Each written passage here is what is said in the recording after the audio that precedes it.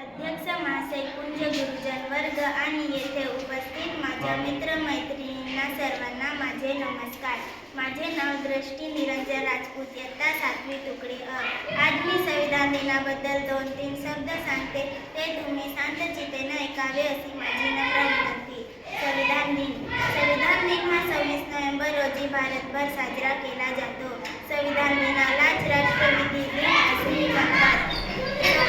1949 रोजी देशाच्या संविधान सभेने राज्यघटना स्वीकारली. हा तो दिवस आहे जेव्हा संविधान तयार झाले. संविधानामुळेच आपण स्वतंत्र देशाचे स्वतंत्र नागरिक आहोत. राज्यघटनेने दिलेले मूलभूत अधिकार हे आपली ढाल म्हणून काम करून आपल्याला हक्क बहाल करत असले तर त्यात दिलेली मूलभूत कर्तव्ये आपल्याला आपल्या जबाबदाऱ्याची आठवण करून देतात. 15 ऑगस्ट 1947 रोजी देश स्वतंत्र झाला तेव्हा आपल्याकडे स्वतःचे कोणतेही संविधान नव्हते.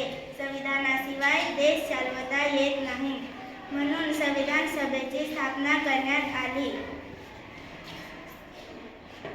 15 सभेची स्थापना करण्यात आली म्हणून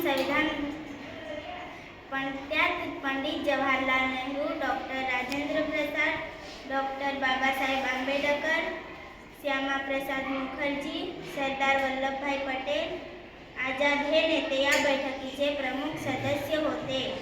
तर डॉक्टर भीमराव आंबेडकर हे राज्यघटनेच्या मसुदा समितीचे अध्यक्ष होते, म्हणून त्यांना भारतीय राज्यघटनेचे शिल्पकार असेही म्हटले जाते. संविधान तयार करण्यासाठी 2 वर्ष, 11 महिने आणि 18 दिवस लागले. 26 नोव्हेंबर 1949 रोजी पूर्ण होऊन संविधान स्वीकार करण्यात आला. यानंतर म्हणजेच 26 जानेवारी 1950